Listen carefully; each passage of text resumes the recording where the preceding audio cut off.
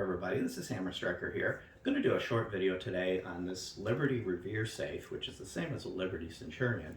This one came from Tractor Supply. It's the same safe. And it's listed as a 24-gun safe if it's called a Centurion, and a 30-gun safe if it's called a Revere. It's the same safe. So consider that whole number of guns thing to be more of a class than an exact number.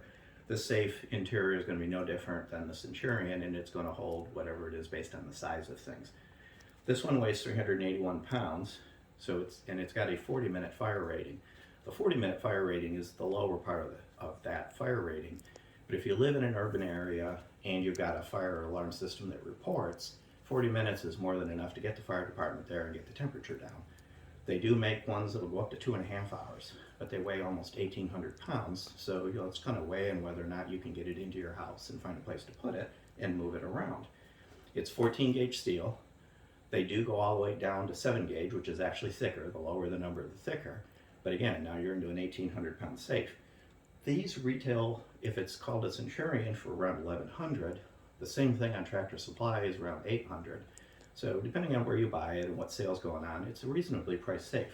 They're good entry-level safes. They're good if you're going to do distributed, where you're going to have multiple safes and spread things around so thieves have to break into more than one safe. And they're really good for apartments and homes where you can move them around quickly. So first thing to look at when you get this thing is look at the box. Look to see if there's any damage to the box. They did deliver one of these and the box was all damaged. Opened up the box and the safe inside was actually pretty well damaged. So inspect the box first. The other thing to look for is down at the bottom here, you see the box doesn't go over that bottom plate, and I can't push it down. That's because I did lift this box off to inspect it. So if you see that, it means the box has been off. That may mean that it just moved in transit, but it also may mean you need to inspect a little closer. To lift the box off, you have to have really tall ceilings, no ceiling fans and stuff like that. So when I did lift it off, I did it outside. But today I'm going to cut the box off. And at the back of the box, there's a seam. Cut it along that seam, so if you accidentally miss a little bit, you don't damage the safe. And then wrap the box off. So I'm going to cut this box off. You don't need to watch me cut a box, and I'll resume and show you what the safe looks like behind this box. Now you can see the safe, and this plastic would have been all the way down. When I lifted the box off, it kind of suctioned the plastic up, and that's bunched up at the top. So that was evidence that the box had been removed. So I'm going to pull this plastic completely off. And you can see that the safe has a nice finish. It's kind of a texture, pebbly finish. They come with different types of handles. This one is just the standard grab handle. They also have kind of a star wheel depending on which model you get, whether it's a Centurion or a Revere. This one did have minor shipping damage. Because this bulged out into the box, there's supposed to be a little black thing here that covers this bolt. And that was damaged, but the function of the safe wasn't damaged at all. It will come with a default combination of 1, 2, 3, 4, 5, 6. And that beeps, and then you can open it. Now, I got to be careful opening this because it's just sitting here on this pallet, and it's going to be a little bit unstable. So I'm going to kind of walk in front of the camera to bring the door around. But I'm going to hold on to the door because I don't want it to tip. And you can see the interior. This is their gun flex interior. You can move the shelving around. You can put long guns through there. You can get covers to cover those long guns, which comes with one. So you can convert this entirely into a rifle safe, or you can put this cover on and now you can put pistols or other objects there. The upper shelf, you can put more pistols, ammo, things like that. Down in the bottom of it, you'll see those little black circles. You pull those things off and there's bolt holes to bolt it to the floor. It doesn't come with the bolt to the floor kit, but it comes set up with the holes pre-drilled. And at the moment, there's bolts in those that's bolting it to the pallet. So I'm going to need to use a ratchet set and unbolt it from the pallet and remove it from the pallet. Now keep in mind, when you go to remove it from the pallet, it's really kind of a two-man job. If you try to slide it off by yourself, that pallet will want to flip up on you, and it may end up tipping over. They're a little kind of top-heavy-ish. There's door pockets. They used to be an option. Now it comes with it. It's part of the actual door panel. So instead of a clip-on thing, it's integrated with it. And this one pocket is designed with a liner in it to have a little additional fire protection. So discs, media, paper, stuff like that can go in that pocket.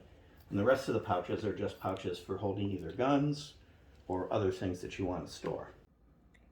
So I've zoomed in on number one. The lock is designed to be EMP rated, and they've EMP tested it probably with a Van de Graaff generator or something like that. Obviously I can't test that feature. And these are the locking bars partially extended. So you can see they're relatively wide locking bars, and there's non-movable versions of these on the other side of the door. So the door does lock in from both sides. And if I move the handle, you'll see how they slide in and out. So a couple of things I'm going to do with this is I'm going to install a light kit in it. I can actually, if there's enough interest in that, I'll do a video on building and installing the light kit. And depending on whether I want to configure this as a rifle pistol or if I want to make it all pistol, I may install some shelves and tracks and shelves on the other side. But once this is all configured, it'll have a lot of the features of the higher end safes at a significantly lower price. And if you've either got a small collection, small house, an apartment, you might be knowing that you've had to move it, or limited ability to get it upstairs in doorways, this is a perfect solution. Now, if you're out in a rural area, you may want to look at the higher fire ratings, because obviously it would take longer to get a fire department out to you. A couple last things before I wrap up this part of it. It's got the capability to be sort of a day lock. You'll notice I can move it, I can actually open it, I can partially lock it, and now it won't open, but I can still move the handle. But if I push it all the way down, you'll hear a little click, and now it's locked. So when you unlock it, you have maybe about 30 seconds to turn it. And from that point, as long as you don't go all the way back, it won't auto lock. But it does auto lock. You don't have to push a button to lock it. And one other thing, you may be kind of hard to tell with the studio lighting, it does have lighted keypad. So at night, it automatically lights up when you touch a button. And one last thing, the code on this is 123456. By the time you see the video, that code will not be 123456. Obviously, you want to change the code, and you can easily change the code yourself. You don't need a locksmith. The instructions are in the manual how to do it. You change the code to whatever you want. Don't leave it 123456. So let me know in the comments if you're interested in seeing the building of the light kit. It's a little more intricate, and I probably will do a follow-up when I've got this fully set up.